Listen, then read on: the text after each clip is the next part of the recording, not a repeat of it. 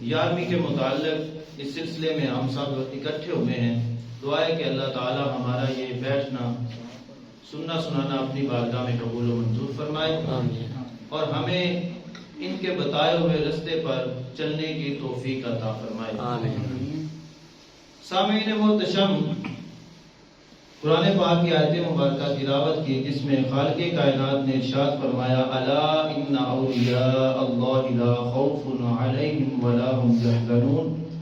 سن لو بے شک اللہ کے ولیوں پر نہ کچھ خوف ہے اور نہ کچھ غم ہے.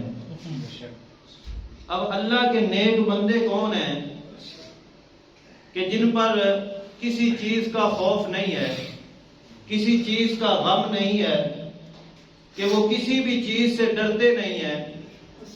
تو فرمایا جو میرے دوست ہیں، میرے ولی ہیں، ان کو کسی چیز کا بھی خوف نہیں ہوتا.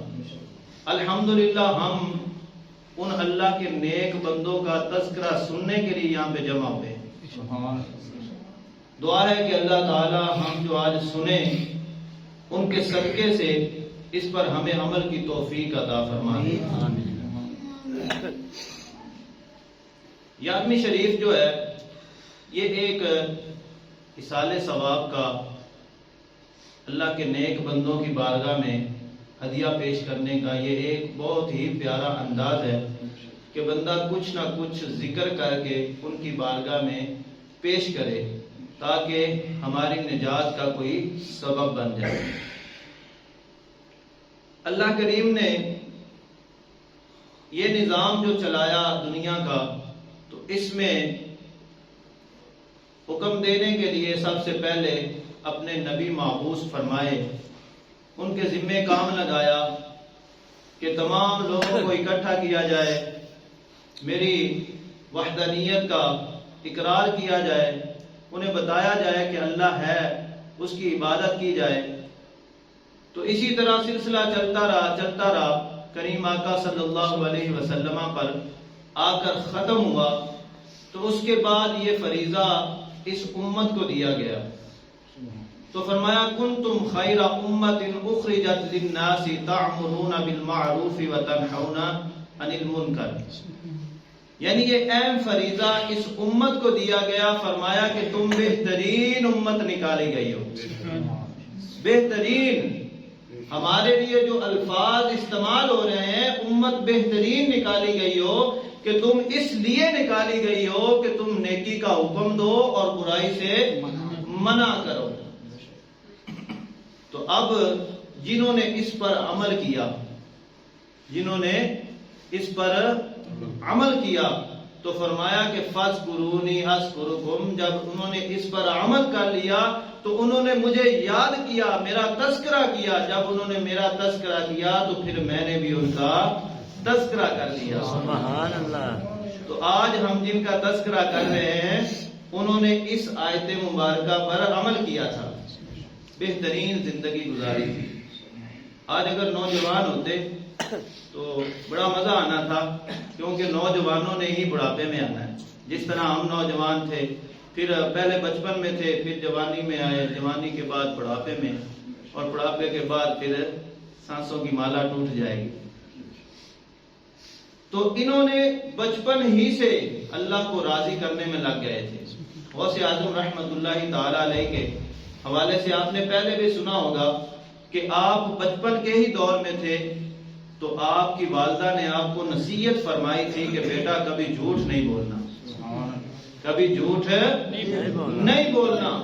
اور انہوں نے پھر اپنی والدہ کی اس بات پر اس قدر استقامت ملی، قائم رہے کہ جب یہ قافلے کے ساتھ جا رہے تھے تو قافلے میں جب ڈاکوؤں نے قافلوں والوں پر حملہ کیا اور سارے قافلے کو لوٹ لیا، اور بار بار اس بچے کے پاس آتے ہیں، پوچھتے ہیں کہ بیٹا تمہارے پاس کیا ہے؟ تو آپ فرماتے ہیں میرے پاس 40 دینار ہیں. وہ سن کر ڈھونڈنے لگے تو کہیں سے بھی دینار نہیں ملے، نظر نہیں آئے. انہوں نے سمجھا شاید یہ بچہ ہم سے مذاق کر رہا ہے. جب اتنا انہوں نے سنا تو پھر چلے گئے اپنے سردار کے پاس اور سردار کو بتایا کہ سارے قافلے والوں کو ہم نے لوٹ لیا ہے، لیکن ایک بچہ ہے وہ کہہ رہا ہے کہ میرے پاس 40 دینار ہیں لیکن ہم نے ڈھونڈے ہمیں ملے نہیں۔ تو اس نے کہا کہ ٹھیک ہے بچے کو بلاؤ۔ جب بچہ آیا تو پوچھا سردار نے کہ بیٹا تمہارے پاس کیا ہے؟ تو پھر یہی کہا کہ الا ان اولیاء اللہ لا خوف، اللہ کے نیک بندوں کو کسی چیز کا خوف نہیں ہوتا۔ ڈاکو تو بڑی چیز ہے، ڈاکو کیا چیز ہے؟ ڈاکو کا کیا خوف ہے؟ تو فرمایا کہ اللہ کے نیک بندوں کو کسی چیز کا خوف نہیں ہوتا۔ اب بچپن کی عمر ہے، بچپن ہی سے اللہ کے نیک بندے ہیں، بچپن سے ہی آپ پر وہ آیت مبارکہ کا اثر نظر آ رہا تھا کہ آپ نے فرمایا ہاں میرے پاس 40 دینار ہیں۔ جب آپ نے اتنا کہا تو ڈاکو کے سردار نے کہا کہ بیٹا دکھاؤ کہاں پہ ہیں؟ تو اس وقت آپ نے اپنی وہ قمیض کھولی اور اس کے نیچے وہ دینار سلے ہوئے تھے، تو جب نکال کے سامنے رکھے تو ڈاکوؤں کا سردار پریشان ہو گیا، حیران ہو گیا کہ کمال کا بچہ ہے، ابھی چھوٹا سا بچہ ہے، اس کو کسی چیز کا خوف نہیں ہے۔ یہ نہیں سوچا کہ میرا مال لٹ جائے گا، میرے پیسے لٹ جائیں گے، میرے دینار چور لے جائیں گے۔ اس نے سچ بولا ہے۔ وجہ کیا ہے کہ اس نے سچ کیوں بولا ہے؟ اس وقت جب سردار نے پوچھا بیٹا جھوٹ تم نے کیوں نہیں بولا، چاہتے تو اپنے دینار بچا لیتے، تو اس وقت آپ نے فرمایا کہ میری ماں نے مجھے وصیت کی تھی کہ بیٹا کبھی زندگی میں جھوٹ نہیں بولنا، تو اس لیے میں نے جھوٹ نہیں بولا۔ تو وہ فوراً ہی پریشان ہو گیا کہ یہ اتنا چھوٹا سا بچہ ہو کے اپنے والدین کی اتنی اطاعت کرنے والا ہے، اور ہم اتنے بڑے ہو گئے ہیں، ساری زندگی گزار لی ہے، ہم اپنے رب کی نافرمانیاں ہی کرتے رہے، ساری زندگی چوریاں ہی کرتے رہے، ساری زندگی ایسے ہی گزار دی ہے۔ یہ تھے اللہ کے نیک بندے جنہوں نے آیت مبارکہ پر عمل کیا۔ الا ان اولیاء اللہ لا خوف علیہم ولا هم یحزنون، ان کی زندگی شروع سے لے کر آخر تک صرف ان کو اللہ کا خوف ہوتا ہے۔ یہ اس وقت ڈرتے ہیں جب ان سے نماز رہ جاتی ہے، جب ان کے نوافل رہ جاتے ہیں، اس وقت ان کے دل ڈر جاتے ہیں، خوف کے مارے یہ کپ کپانے لگتے ہیں۔ یہ دنیا کے مال کی وجہ سے خوف نہیں کرتے، یہ دنیا کے لالچ کی وجہ سے خوف نہیں کرتے۔ فرمایا جب آپ نے فرمایا کہ میری والدہ نے مجھے وصیت کی ہے، تو وہ سردار بڑا متاثر ہوا اور کہا کہ بیٹا مجھے بھی توبہ کروا دیں، میں بھی آپ کی صف میں شامل ہو جاؤں، میں بھی آپ کی صف میں شامل ہو جاؤں۔ آج ہم دیکھ لیں کہ ہم اتنے نوجوان ہو گئے ہیں، ہماری کوئی بات سننے کے لیے تیار نہیں ہے۔ وہ اللہ کے نیک بندے بچپن ہی سے دین کا پیغام دینے لگ گئے تھے۔ آج ہمیں بھی کوشش کرنی چاہیے کہ ہم بھی اپنی بچوں کو ایسی وصیت کریں، ان کی ایسی تربیت کریں کہ وہ کبھی جھوٹ نہ بولیں، کبھی نماز نہ چھوڑیں، کبھی کسی بڑے کی نافرمانی نہ کریں۔ ہم اس طرح کی ان کی تربیت کریں۔ یہ کمال کی زندگی ان نیک لوگوں نے گزاری۔ امام سیوطی رحمت اللہ تعالی علیہ کے بارے میں آتا ہے کہ آپ کو جاگتے ہوئے کریم آقا صلی اللہ علیہ وسلم کی 70 دفعہ زیارت ہوئی تھی۔ یہ تھے الا ان اولیاء اللہ لا خوف، خوف رکھنے والے تھے۔ اور اس وقت کے حاکم نے اتنی دفعہ بلاوا بھیجا، وزیر بھیجے کہ امام سیوطی کو میری بارگاہ میں لایا جائے، میرے دربار میں لایا جائے، مگر آپ کبھی بھی اس دربار میں نہیں گئے تھے، کیونکہ انہوں نے پڑھ رکھا تھا الا ان اولیاء اللہ لا خوف علیہم ولا هم یحزنون، کہ اللہ کے جو دوست بن جاتے ہیں، اللہ کے نیک بندے بن جاتے ہیں، انہیں کسی چیز کا خوف نہیں رہتا۔ ان سے پوچھا گیا کہ آپ کیوں نہیں دربار میں جاتے؟ تو آپ فرمانے لگے جو مجھ پر حضور کا کرم ہے، جو مجھ پر حضور کا کرم ہے، ظاہری آنکھوں سے جو دیدار ہو رہا ہے، کہیں مجھ سے یہ نعمت چھین نہ جائے۔ اگر میں آج دنیا دار کی دربار میں چلا جاؤں، ان کی بارگاہ میں چلا جاؤں، کہیں ان کی بارگاہ سے نکل نہ جاؤں، اس لیے میں اس وقت کے حاکم کے پاس نہیں جاتا، کہیں میری وہ بارگاہ چھوٹ نہ جائے۔ اتنا خیال تھا۔ آج ہم دیکھ لیں کہ ہم رزق کی خاطر کتنی نمازیں چھوڑ رہے ہیں، ہمیں کتنا خوف ہے کہیں ہمارا مال کم نہ ہو جائے، ہمارے پیسے ختم نہ ہو جائیں، نمازیں رہتی ہیں تو رہ جائے، عبادت رہتی ہے تو رہ جائے، اور ہمارا پیسہ کم نہ ہو۔ ہمارے بچے آج نوجوان ہو رہے ہیں، دیکھ لیں بچے نوجوان ہو رہے ہیں، جب بازاروں میں ہم گزرتے ہیں نا، نوجوان بچے کھڑے ہوتے ہیں، آج ہم ان کی اصلاح نہیں کر سکتے۔ جب ہم اصلاح نہیں کرتے ڈر کے مارے، ابھی بھی جو بیان ہوا تو اس میں پہلے میں نے سب سے پہلے جو آیت مبارکہ بیان کی کہ کنتم خیر امت، بہترین امت نکالی گئی ہو، کہ تم نیکی کی دعوت دیتے ہو اور برائی سے منع کرتے ہو۔ تو وہ کون سی امت ہے جس نے نیکی کا حکم دینا ہے، برائی سے منع کرنا ہے؟ وہ کوئی اور امت آئے گی؟ اسی امت کے بارے میں بتایا گیا، اسی امت کے بارے میں فرمایا گیا ہے۔ یہ امت اپنے مقام کو کیوں نہیں پہچان رہی؟ میں نے عرض کیا ہے کہ بچپن ہی سے سچ بولنے والے تھے غوث اعظم رحمت اللہ تعالی علیہ، ان کی بچپن کی ہی کرامت سے ڈاکو سدھر گئے، توبہ کر کے اللہ کی بارگاہ میں آ گئے۔ تو یہ تھا ان کا جذبہ، ان کے والدین نے ان کی تربیت ایسے کی تھی۔ آج ہم ذرا سوچیں کہ مسجد میں ہم بھیجتے ہیں جلدی سے بچے آ جائیں، اسکول چلے جائیں، جلدی سے اسکول چلے جائیں۔ تو اس لیے میں آپ سے درخواست کرتا ہوں کہ آپ اپنے بچوں کی تربیت کریں، دینی ماحول میں لائیں، انہیں نیکی کی دعوت کی طرف بھیجیں۔ کہ آج الحمدللہ دعوت اسلامی اسی مقصد کے تحت الحمدللہ مسجد جا کر دین کی دعوت کو عام کرنے کے لیے ہر چیز آسانی کے ساتھ آپ کے سامنے لا رہی ہے۔ یہ لاہور کا واقعہ ہے، شادرہ میں ایک اسلامی بھائی تھے، مدنی قافلے میں گئے، تو مدنی قافلے میں نا ہمارا نیکی کی دعوت کا عصر کے بعد ایک دورہ ہوتا ہے، تو ہم نماز کی دعوت دیتے ہیں اور درس سننے کے لیے ان کو مسجد میں بلاتے ہیں۔ تو جب وہ چوک میں نا نوجوان لڑکے کھڑے ہوئے تھے، نوجوان، بالکل نوجوان، آج دیکھ لیں نوجوان گانے سننے والے، چوکوں میں کھڑے ہونے والے ہیں، بازاروں میں پھرنے والے ہیں، ان کے پاس تو قرآن و حدیث کا علم ہونا چاہیے تھا۔ ان کے پاس ہم نے کیا چیزیں ڈال دی ہیں کہ ساری رات یہ موبائل پہ لگے رہتے ہیں۔ یہ کیوں نہیں قرآن و حدیث کو پڑھتے؟ یہ کیوں نہیں عالم بنتے؟ امام احمد بن حنبل کے بارے میں آتا ہے، آپ رحمت اللہ تعالی علیہ 15 سال کی عمر میں مفتی تھے۔ 15 سال کی عمر میں، کیا عمر ہے 15 سال کی عمر، کیا ہے عمر؟ مفتی تھے، فتویٰ لکھنے والے تھے، ایسے مفتی تھے کہ جو بات لکھ دیتے تھے اس کو کوئی رد نہیں کر سکتا۔ تو 15 سال کی عمر میں آپ مفتی بن گئے تھے۔ آج ہم اندازہ لگا لیں کہ ابھی تک ہمارے یہ بچے ہیں، جب بڑے ہوں گے انہیں ہم سکھا دیں گے، یہ کب سدھریں گے؟ جب آپ کی نہ مانیں گے۔ تو وہ اسلامی بھائی جب دعوت کے لیے گئے تو انہوں نے دعوت دی، وہ مذاق میں کہتے ہیں کہ ٹھیک ہے ہم آ جائیں گے، ٹھیک ہے ہم آ جائیں گے۔ تو اسلامی بھائی مسکراتے ہوئے چلے گئے۔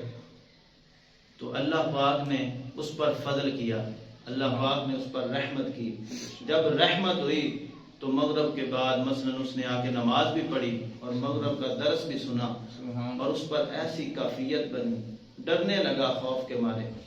تو اس نے کہا کہ میں بھی اس مدنی قافلے میں شامل ہونا چاہتا ہوں۔ سبحان اللہ۔ جب وہ مدنی قافلے میں شامل ہوا تو اس نے والدین کے بارے میں سنا کہ والدین کی کس طرح قدر کرنی چاہیے، والدین کی عزت کیسی کرنی چاہیے، والدین کی خدمت کیسی کرنی چاہیے۔ جب اس نے سنا تو رونے لگا کہ میرے ماں باپ میرا انتظار 11 اور 12 بجے تک کرتے رہتے ہیں، رات دیر تک میرا انتظار کرتے رہتے ہیں کہ میرا بیٹا کب آئے گا، میرا بیٹا گھر میں کب آئے گا۔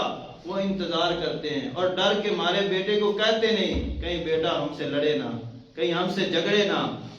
تو اس وقت جب بیٹے نے یہ سنا والدین کی عظمت کے بارے میں تو فوراً ہی گیا عشاء کے بعد فوراً ہی دوڑا دوڑا چلا گیا. اب گھر گیا تو گھر والے حیران ہو گئے کہ ہمارا بیٹا پہلے تو بڑی دیر سے آتا تھا، کیا بنا کہ آج جلدی آ گیا ہے. فوراً ہی باپ کے قدموں میں بیٹھ گیا اور قدموں کو دبانے لگا. باپ حیران ہو گیا، آنکھوں سے آنسو جاری ہو گئے. جو بیٹا سدھر ہی نہیں سکتا تھا، جس کی توقع ختم ہو گئی تھی، اچانک کیا ہو گیا ہے اس کو کہ آج قدم دبانے لگا ہے. تو پوچھا کہ بیٹا کیا ہوا ہے؟ تو کہا بابا مجھے معاف کر دیں، بابا مجھے معاف کر دیں. یہ تربیت الحمدللہ دعوت اسلامی نے اس کی. جب پوچھا گیا بیٹا یہ کہاں سے تمہیں اس طرح کی تربیت ملی ہے؟ بیٹے نے بتایا کہ ہماری مسجد میں مدنی قافلہ آیا ہوا ہے، آج مغرب کے وقت انہوں نے مجھے دعوت دی ہے اور انہوں نے والدین کی فضیلت بتائی ہے. تو والدین نے دعا نہ دی ہوگی کہ دعوت اسلامی کیسا کام کر رہی ہے. فرمایا الا ان اولیاء اللہ لا خوف علیہم ولا هم یحزنون، جو اللہ کے نیک بندے انہیں کسی چیز کا خوف نہیں ہوتا. اللہ کا فضل تلاش کیجیے. داتا علی اجویری رحمۃ اللہ تعالی علیہ فرماتے ہیں کہ اللہ کا فضل تلاش کرنے کے لیے بندے کو اپنی انا کو ختم کرنا ہوگا. اپنی انا کو ختم کرنا ہوگا. جب انا ختم ہو جائے گی تو پھر اللہ پاک کا فضل ہوگا. بنی اسرائیل کا شخص تھا، اس پر اللہ کا فضل ہوا. پہلے وہ گائے کی پوجا کرتا تھا، گائے کی پوجا کرتا تھا. ایک دن اچانک اس پر اللہ کا فضل ہوا کہ اچانک بدنی گرجی اور اس گرج کی وجہ سے وہ گائے دوڑ گئی. جب گائے دوڑی تو اس نے کہا یہ خدا نہیں ہو سکتا. اس طرح دیکھیے کہ کبھی آپ کے دل میں کوئی خیال آئے تو فوراً ہی اللہ کی بارگاہ میں رجوع کر لیا کریں، فوراً ہی اپنے رب کی بارگاہ میں آ جایا کریں کہ یہ موقع ہے توبہ کرنے کا. اللہ ہم پر رحمت کر رہا ہے، اللہ ہم پر فضل کر رہا ہے. تو فوراً ہی اس نے سوچا کہ یہ رب نہیں ہو سکتا جو آج گرج کی وجہ سے خوف کے مارے ڈر کے بھاگ گئی ہے، یہ خدا نہیں ہو سکتا. تو فوراً ہی اس وقت کے نبی کی طرف اللہ پاک نے وحی فرمائی کہ فلاں جگہ پہ جائے اور میرے بندے کو کلمہ پڑھا کر اسلام میں داخل فرمائے. تو آج ہم یہ جذبہ پیدا کریں، نیکی کی دعوت دیں. انتظار میں ہیں لوگ ہمارے انتظار میں بڑے ہی مجبور ہیں. گھر کے مسائل بگڑ رہے ہیں، جھگڑے ختم نہیں ہو رہے، اولاد نافرمان ہوتی جا رہی ہے. کیوں ہوتی جا رہی ہے؟ دین سے دوری کی وجہ سے، کہ انہیں دین نہیں سکھایا جا رہا، حدیث کا علم نہیں دیا جا رہا. سکول کی طرف ہم بڑے تیزی کی طرف جا رہے ہیں، مگر یہ تیزی ہمیں تنزلی کی طرف لے جا رہی ہے، نیچے کی طرف لے جا رہی ہے. ادب نہیں سکھایا جا رہا جو ہم نے سیکھنا تھا. ابھی ہم نے یہ واقعہ سنا ہے کہ بچپن ہی کی عمر میں جھوٹ نہیں بولا، ڈاکو اس سے متاثر ہو کر ایمان کی دولت سے مالا مال ہو گئے. تو اس لیے آج ہم اپنے بچوں کی تربیت کریں. فرمایا الا ان اولیاء اللہ لا خوف علیہم ولا هم یحزنون، کہ اللہ کے جو نیک بندے ہیں، اللہ کے جو دوست ہیں، جو اللہ کے ولی ہیں، انہیں کسی چیز کا خوف نہیں ہوتا. آج کے اس بیان کا موضوع یہی تھا کہ آج ہم اس سلسلے میں جمع ہوئے ہیں کہ آج 11ویں شریف کا حوالے سے یہ اہتمام کیا گیا ہے. جنہوں نے اس میں کاوش کی، جنہوں نے اس میں محنت کی، اللہ ان کا یہ عمل اپنی بارگاہ میں قبول و منظور فرمائے. اللہ تعالیٰ سب کو نیک بنائے، سب کو نیک اولاد عطا فرمائے. جن کے پاس اولاد ہے ان کی اولاد کو نیک صالح متقی پرہیزگار بنائے اور اپنے والدین کا فرما بردار بنائے. الحمدللہ مدنی قافلے بھی سفر کرتے ہیں دعوت اسلامی کے. اسی طرح ہفتہ وار اجتماع بھی ہوتا ہے، اس میں بھی آپ سے التجا ہے کہ آپ کوشش کریں. اسی طرح اپنے ان مدنی منوں کی تربیت کے لیے مدنی چینل پہ وہ مدنی کارٹون بھی چھوٹے بچوں کو دکھائے جاتے ہیں. جو چینل ہے نا الحمدللہ دعوت اسلامی کا، چھوٹے چھوٹے بچوں کے لیے تربیت کے لیے الحمدللہ. تو آپ کوشش کریں کہ ان بچوں کے سامنے ٹی وی دوسرے کوئی بھی چینل نہ چلائیں. ان کی عادت بن جائے کہ صرف اور صرف مدنی چینل ہی دیکھا جائے. تو اس سے یہ ہوگا کہ اللہ والوں کی صحبت نصیب ہوگی، اللہ والوں کا جو رستہ ہے وہ مل جائے گا. تو کوشش کریں کہ اپنے بچوں کو نیکی کی طرف لے کر آئیں. الحمدللہ مدنی قافلے سفر کرتے ہیں. آپ بڑے اسلامی بھائیوں سے عرض ہے کہ آپ بھی مدنی قافلے میں سفر کریں. مدنی قافلے میں علم دین کا خزانہ ملتا ہے. ہمارا مدنی مقصد یہی ہے کہ مجھے اپنی اور ساری دنیا کے لوگوں کی اصلاح کی کوشش کرنی ہے، اور اپنی اصلاح کے لیے امیر اہل سنت نے نیک اعمال کا رسالہ ہمیں دیا ہوا. 72 نیک اعمال ہیں. جو بندہ اس پر عمل کر لینا، ولی نہیں تو اللہ کا نیک بندہ بن سکتا ہے. تو امیر اہل سنت نے الحمدللہ ہمیں اتنے کام دیے ہیں کہ ہم نیکی کا کام کرتے جائیں. تو اس طرح دوسروں کی اصلاح کے لیے یہ مدنی قافلے ہوتے ہیں. الحمدللہ جس طرح یہ چشتیہ قادریہ میں آیا ہوا ہے، تو انشاءاللہ اگلی دفعہ شاید آپ کی مسجد میں آ جائے. تو یہ مدنی قافلے کا ایک سلسلہ چلتا ہی رہتا ہے. ہر روز مدنی قافلے نکلتے ہی رہتے ہیں. تو کوشش کریں آپ کو جب بھی موقع ملے، 1 ماہ کے لیے، 12 دن کے لیے، 12 ماہ کے لیے، 3 دن کے لیے، کم از کم 3 دن تو زیادہ نہیں ہے. آسانی کے ساتھ بندے کے جس طرح کام نہیں نا ختم ہو سکتے، کبھی نہیں ہو سکتے، مرتے دم تک کام ختم نہیں ہو سکتے. تو لہذا اللہ کی راہ میں یہ 3 دن خرچ کریں، 3 دن نکالیں. اس کا آپ کو اجر ملے گا، اجر زیادہ ملے گا، لیکن آپ کو نظر نہیں آ رہا اجر. آج ہم دیکھتے ہیں نا پیسے، ہم کہیں پہ محنت مزدوری کرتے ہیں تو وہ ہمیں پتا 1000 2000 ہمیں دیہڑی مل جانی ہے، لیکن اس کا اجر جو آخرت میں ملے گا بندہ پریشان ہو جائے گا. تو فرمایا کہ جو غریب طبقہ ہے نا، اسے بھی اللہ پاک کا شکر ادا کرنا چاہیے. کریم آقا صلی اللہ علیہ وسلم کی بارگاہ میں نا غریبوں کا ایک نمائندہ حاضر ہوا اور عرض کی، یا رسول اللہ صلی اللہ علیہ وسلم، میں غریبوں کا نمائندہ آپ کی بارگاہ میں حاضر ہوا ہوں. اور انہوں نے عرض کی، یا رسول اللہ صلی اللہ علیہ وسلم، امیر تو بازی لے جائیں گے، ہم سے آگے نکل جائیں گے. وہ حج بھی کرتے ہیں، عمرہ بھی کرتے ہیں، زکوٰۃ بھی ادا کرتے ہیں، صدقہ بھی کرتے ہیں. تو کریم آقا صلی اللہ علیہ وسلم نے فرمایا کہ غریب آدمی کو خوشخبری دے دو کہ ان کی فضیلت اتنی ہے کہ اللہ کریم انہیں امیر آدمی سے 500 سال پہلے جنت میں داخل فرمائے. آج ہم روتے ہیں نا کہ ہمارے پاس پیسے نہیں ہیں، آج کے کھانا نہیں ہے، رات کا کہ پتہ نہیں کیا بنے گا. تو کریم آقا صلی اللہ علیہ وسلم نے فرمایا ان کو خوشخبری دے دیجئے کہ اللہ کریم انہیں امیر بندے سے 500 سال پہلے جنت میں داخل فرمائے گا. اور دوسری فضیلت کریم آقا صلی اللہ علیہ وسلم نے فرمائی کہ غریب بندے کا محل اس طرح ہوگا جس طرح آج ہم دنیا میں رہ کے آسمان کی طرف ستاروں کو دیکھتے ہیں، اس طرح امیر بندہ غریب بندے کے محل کو دیکھے گا.